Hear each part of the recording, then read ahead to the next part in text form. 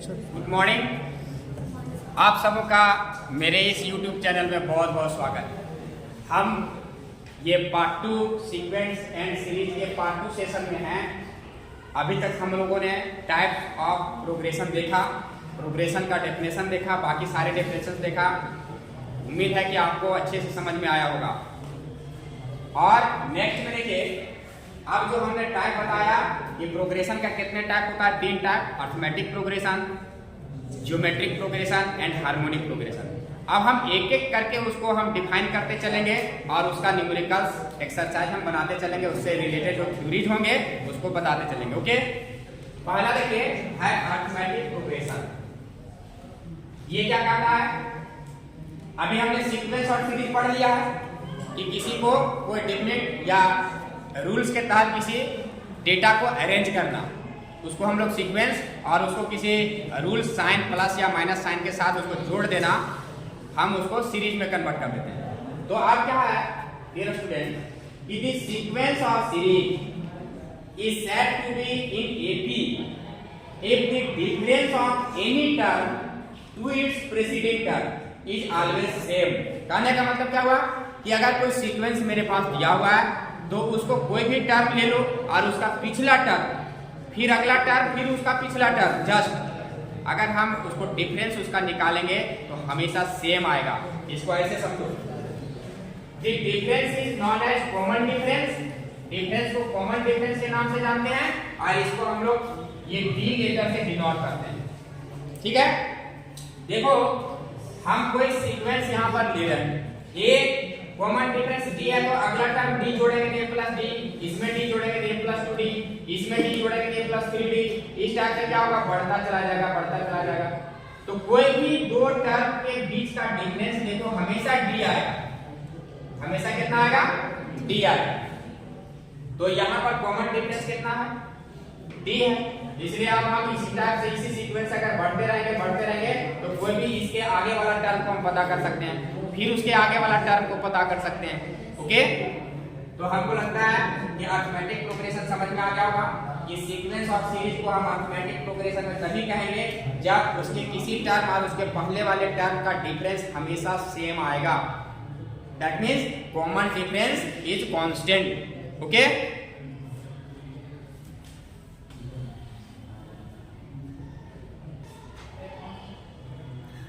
अब देखिए एपी जो है अभी बताया, उसका हम लोग जनरल टर्म फाइंड करना सीखते हैं। ओके दोस्तों, यहाँ हम टाइम बचाने के लिए वीडियो में लिख के रखते हैं कि जनरल टर्म ले, मान लिया कि a plus D, a plus 2d, a plus 3d। अभी हमने देखा ना ये सीक्वेंस है, कोई टर्म a मान लिए, कॉमन डिफरेंस d मान लिए, तो अगला टर्म मिलते जाएगा d d d d, सब में जोड़ते जाएंगे।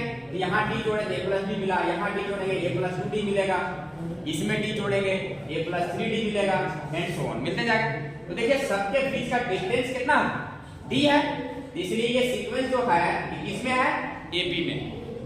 अब क्वेश्चन आपको क्या देगा, सो ध्यान दीजिएगा, क्या देगा कि इसका इसी टाइप का कोई सीक्वेंस दिया रहेगा, कहेगा इसका 1000वां पद क्या होगा, इसका 100वां पद क्या होगा, 50वां पद क्या होगा। कैसे निकालेंगे? क्योंकि एक एक करके हम लिखते जाएंगे तो बहुत टाइम लगेगा।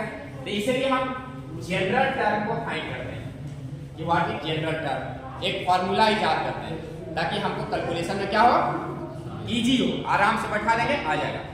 क्या है देखिए, कैसे हम फॉर्मूला तैयार करेंगे।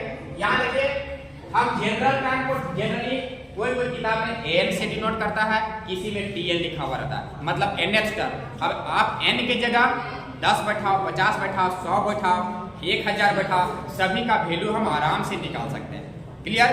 अब हम देखते हैं कि जैसे यहाँ पर फर्स्ट टर्म, इसको क्या बोलेंगे? फर्स्ट टर्म, इसको हम लोग डिनोट करते हैं a1 से। फर्स्ट टर्म में क्या है? a है। सेकेंड टर्म में देखिए यहाँ a2, सेकेंड टर्म में यहाँ क्या है? a प्लस d है, a प्लस क्या है? d है। थर्ड टर्म यहाँ देखिए क्या है? a प्लस 2d है। अब यहाँ देखिए, इसको थोड़ा सा ध्यान दीजिएगा, इसको हम लिख सकते हैं a plus 1 minus 1 into d। 1 minus 1 cut जाएगा, 0, ये पार्ट 0 हो जाएगा, यही बचेगा, कोई दिक्कत? इस चीज को हम क्या लिख सकते हैं दोस्तों? a plus 2 minus 1 into b लिख सकते हैं। देखिए ए रहेगा और 2 में 1 घटेगा 1 इंटू डी मतलब डी आएगा। कोई परेशानी नहीं है। इसको हम क्या लिख सकते हैं, a plus 3 minus 1 into D लिख सकते हैं।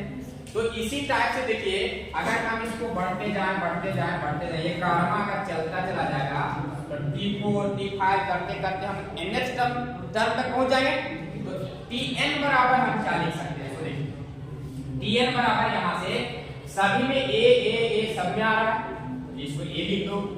अब यहां ध्यान देना, अगर ये फर्स्ट टर्म था देखिए यहाँ 1 माइनस 1 आया, अगर यहाँ सेकंड टर्म है तो ये 2 माइनस 1 आया, अगर यहाँ थर्ड टर्म है तो ये 3 माइनस 1 आया। तो अगर यहाँ पर nth टर्म है तो यहाँ पर क्या आएगा, n माइनस 1 आएगा और ये d सब में आ रहा है ना। तो देखिए ये जनरल टर्म यहाँ tn लिखे हैं, आप an से भी इसको डिनोट करोगे कोई बात नहीं। तो an का फार्मूला ये देखिए an का फार्मूला आ गया, मतलब जनरल या तो आप an बोलो या tn बोलो, नो मैटर। तो an का फार्मूला आ गया a plus n minus 1 into D. ये फार्मूला हमको दिमाग में सेट करके रखना। अब जैवा पद बोलेगा हम उसका वैल्यू बैठा देंगे n की जगह, उतना हमको आराम से मिल जाएगा, क्योंकि ये यहाँ से मिलेगा d यहीं से मिल जाएगा। तो nth टर्म जनरल टर्म आपको आप देख लो अच्छे से कि जनरल टर्म निकालने का तरीका हमने कितने सिंपल वे में बताया। आई होप आपको समझ में आया होगा, समझ में आ रही होगी बात। तो हम नेक्स्ट इसका क्वेश्चन बना के हम बताते हैं तो ज्यादा ये क्लियर और हो जाएगा।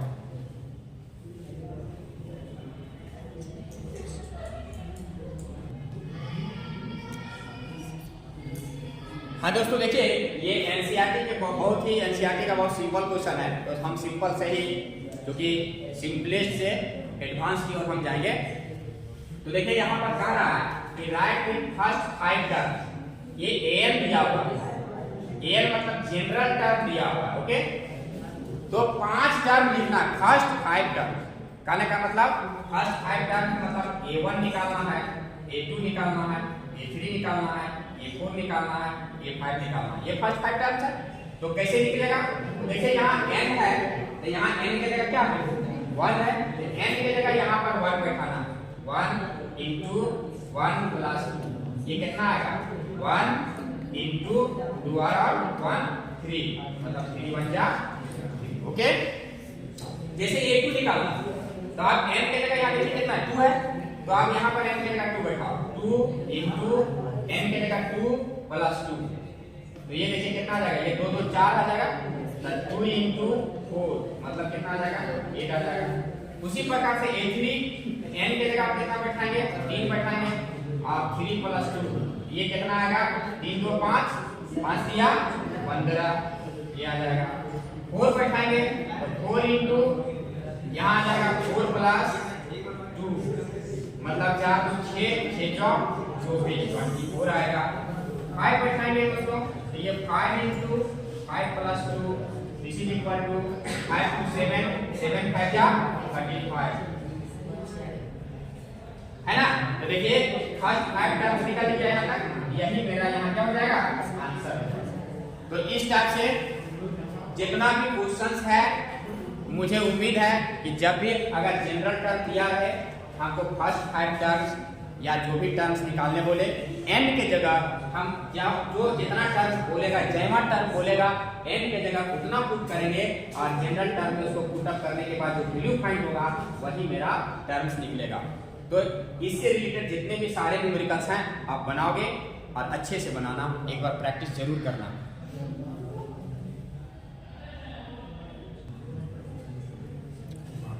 ये देखिए अब ये 7 नंबर क्वेश्चन है एनसीईआरटी का। an बराबर an मतलब जनरल टर्म आपका दिया हुआ है 4n माइनस 3, हमको फाइंड करने के बाद a70, ओके। तो चूंकि यहाँ n है तो यहाँ 4n है, a के जगह हमको क्या पुट करना है 17 पुट करना है। तो therefore a17 equal to 4 into n की जगह यहाँ 17 रखेंगे और ये माइनस 3 करेंगे, तो दिस इज इक्वल टू 4 2 4 4 6 और माइनस 3। अब इसको घटा देंगे 8 में 3 5 और 6, ये इसका आंसर होगा। मतलब 17वां पद जो होगा वो कितना आएगा 65 होगा। तो आई होप कि इस टाइप के सारे न्यूमेरिकल्स आपसे बनेंगे और जनरल टर्म आपको बहुत अच्छे से समझ में आया होगा। तो उम्मीद है कि अर्थमेटिक प्रोग्रेशन का जनरल टर्म आपसे रिलेटेड जितने क्वेश्चंस हैं आप सभी बनाओगे और मेरे वीडियो को देखोगे और अच्छा लगे तो लाइक एंड सब्सक्राइब जरूर करोगे। बहुत बहुत धन्यवाद। जय हिंद। मिलते हैं नेक्स्ट वीडियो के साथ। Thank you.